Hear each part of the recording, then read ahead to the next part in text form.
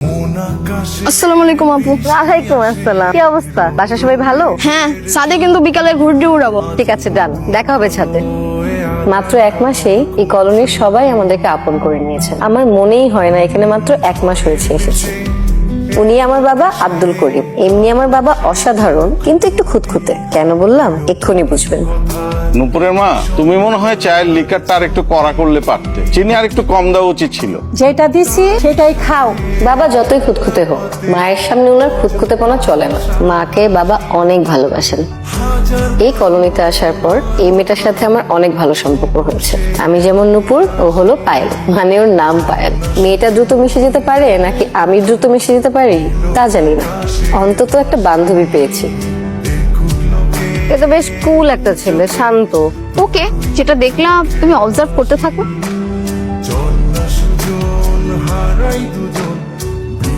আমার নাম নুপুর।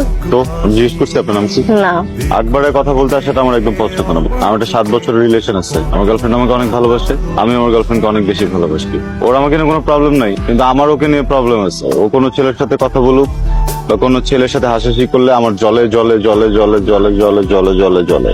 একবার জলে বললেই পারতাম, যতবার কেন বললাম জানেন? কারণ জলার পরিমাণ এত তীব্র, এটা একবার বলে আসলে বোঝানো সম্ভব না। আমি আপনার সাথে কথা বলতে পারবো না, প্লিজ এখান থেকে চলে যান। আমার আপনার প্রতি ওরকম কোনো ইন্টারেস্ট নাই। আসলে আমি এলাকায় নতুন আসছি তো, আপনাকে দেখে স্টুডেন্ট মনে হয়। সেদিন ঝাড়ু দিয়ে বেড়াচ্ছিলেন, ব্যাপারটা একটু ইন্টারেস্টিং লাগলো, তাই ভাবলাম যে আপনার সাথে সে একটু পরিচয় হই। আপনি আর আমার সাথে কথা বলেন না প্লিজ, আপনি চলে যান। কেন?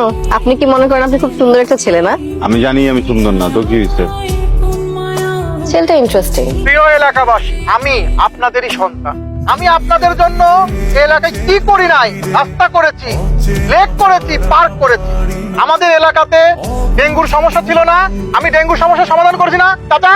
আমি করছি না সমাধান? একবার ভোট দিয়েছেন, বিশ্বাস করেছেন, আমি অর্ধেক সমস্যার সমাধান করেছি। আপনারা আমাকে ভোট দিয়ে জয়যুক্ত করুন। আপনাকে মারছে কেন? আপনি কি কিছু করছেন? আমি তো বক্তৃতা দিচ্ছিলাম, পাগল ছাগল কৈত্তিকা আয় আমার মার শুরু করলো। উনি কি আপনার সাথে খারাপ কিছু করেছে? ওনার সাথে কি আপনার পূর্ব কোনো দ্বন্দ্ব ছিল? না, তাহলে ওনাকে মেরেছেন কেন? মাথা তার তো ছিঁড়ে গেছে, হঠাৎ করে মাইরে বসছি, সরি। এই মিয়া ফাইজলামি করো। পুলিশের সামনে কিভাবে কথা বলতে হয় ওইটা বুঝো না? এই মহিউদ্দিন সাহেব, ওনাকে থানা নিয়ে যান। দেখেন স্যার, ও এমনি ছেলে হিসাবে ভালো। ওর একটা প্রবলেম আছে, সেটা আমরা এলাকার সবাই জানি। এমনি ও কোনো ক্রিমিনাল অ্যাক্টিভিটির সাথে জড়িত না। আসলে ওর একটা সমস্যা আছে, ও কোনো সিম্প্যাথি নিতে পারে না। এটা আমরা সবাই কনসিডার করি। দেখেন স্যার, ওকে না নিয়ে ওর এই বিষয়টা আমরা এইখানেই সমাধান করার চেষ্টা করি। দেখেন, এখানে তো আমাদের কিছু করার নাই। এটা ভদ্রলোক, মানে আপনাদের এলাকার কাউন্সিলরের ব্যাপার।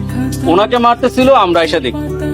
এখন উনি যদি মানা না করে, আমাদের তো থানায় নিয়ে যেতে হবে। দেখো মেহেদি, তুমি তো আমাদের ছোট ভাই।